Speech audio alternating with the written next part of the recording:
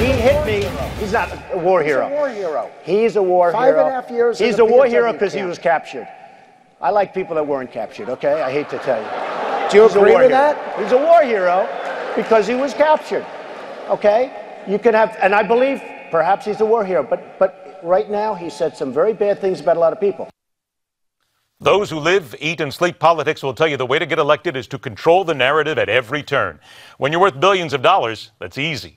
But as Donald Trump turned the narrative into a knockdown, drag-out insult fest, and is that exactly what a large portion of America wants?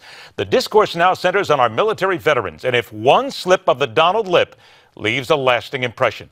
First up, veteran of the U.S. Army and one of the best marksmen in American history, author of the book The Reaper, autobiography of one of the deadliest special ops snipers, Sergeant Nicholas Irving, joined by former U.S. Army helicopter pilot and senior military advisor at Concerned Veterans for America, Amber Smith. I want to thank you both for joining us on what is a very heavily charged argument here. So, Sergeant Irving, let me start with you.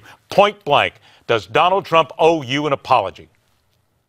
I think he owes everybody an apology, especially McCain. There are, guys still over there, POWs, guys who never made it back home.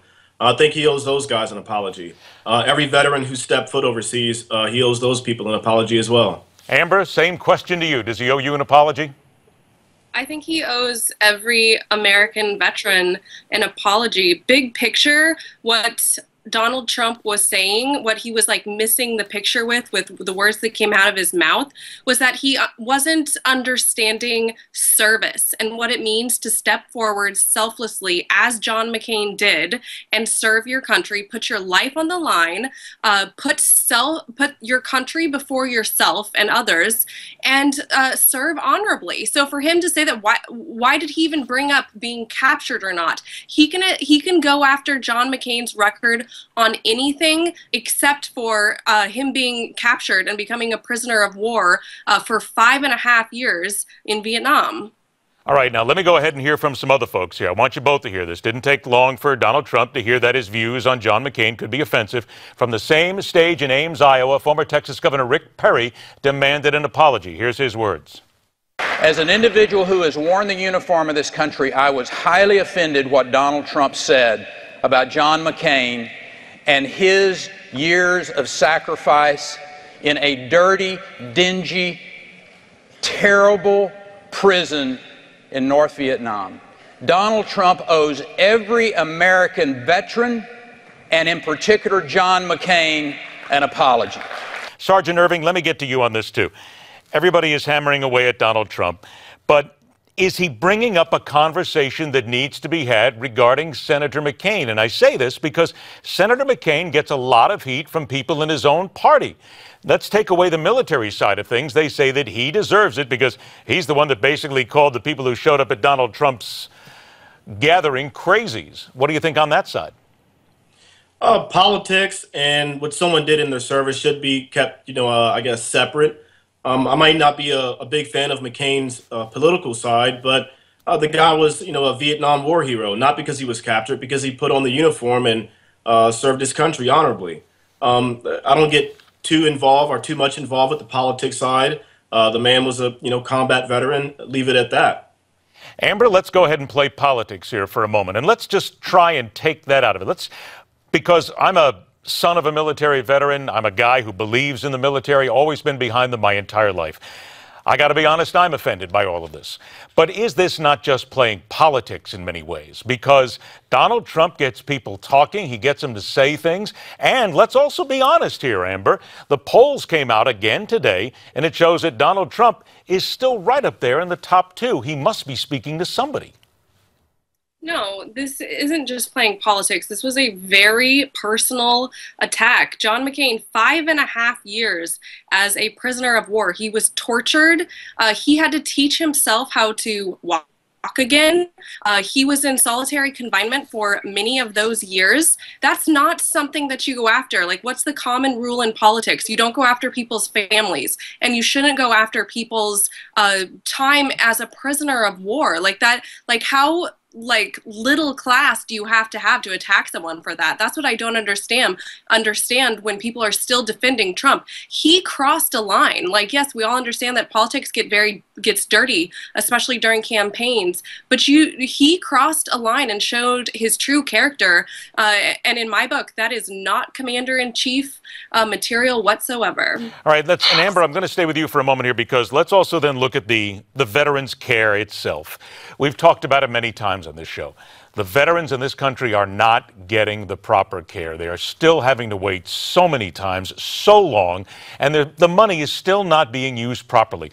If there's going to be a bright side out of this, if there's one, should we then at least take it and get back on the veteran issue here and talk about how veterans across America are still in many ways being mistreated, not being taken care of, and whether it's John McCain, Donald Trump, anybody else, that's got to be a priority if they become president.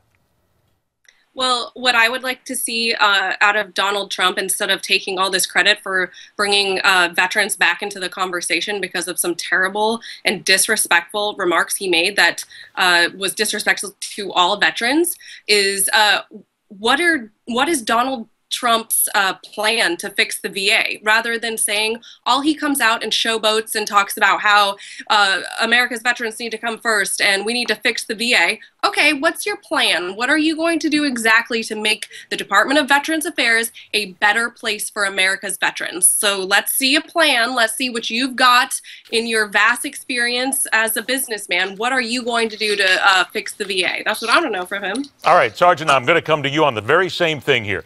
Let's put it to you then. Donald Trump takes the shot at John McCain. He brings veterans into the argument now. What does he then, if he expects to become president of the United States, from your perspective, what is not being done, what does he then need to do to speak to the veteran needs in this country? Oh, I agree. He has to present some type of plan. I'm a small business owner myself, and if I want to tackle the situation, I have to have some type of plan. And getting back on the whole veteran thing and him possibly or maybe becoming the commander-in-chief, I don't see how I could serve underneath a commander-in-chief like that. A guy who talks negative about someone's time as a prisoner or POW. What if I got captured? What if one of my guys got captured? Is he going to invest the effort to come rescue us, or am I a failure? Is my teammate a failure because we got captured? I'm not sure where his whole standpoint is behind that, or his mindset. I only got about 40 seconds left here, so Sergeant, let me stay with you.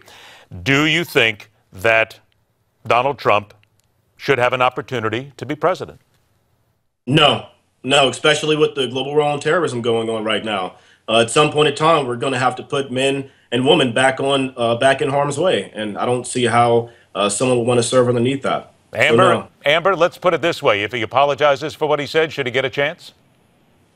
No, Donald Trump is in show business. He's not going to be the leader of the United States of America. That's all this is ego and getting to be in the spotlight that much longer. That's what Donald Trump's presidential run is all about. He is a showman, to say the least, and he's getting people to talk one way or the other. Sergeant Nicholas Irving, Amber Smith, I want to thank you both for being here, and both as veterans, thank you for your service. Always. Thank you. We appreciate your time.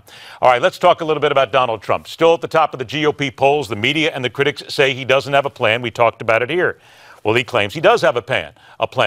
Says he wrote a whole book, as a matter of fact, to talk about it. The bestseller is called Time to Get Tough. It outlines Trump's plan to roll back Obama policies, secure the border, deal with China and terrorism, and a whole lot more. Newsmax has a free offer for this book. Just go to newsmax.com/Trump book and get your copy. You too can be part of that conversation. All right, coming up next, the debate, rules that will keep certain people off the stage. That's coming up as we decide 2016, and right here on The Hard Line.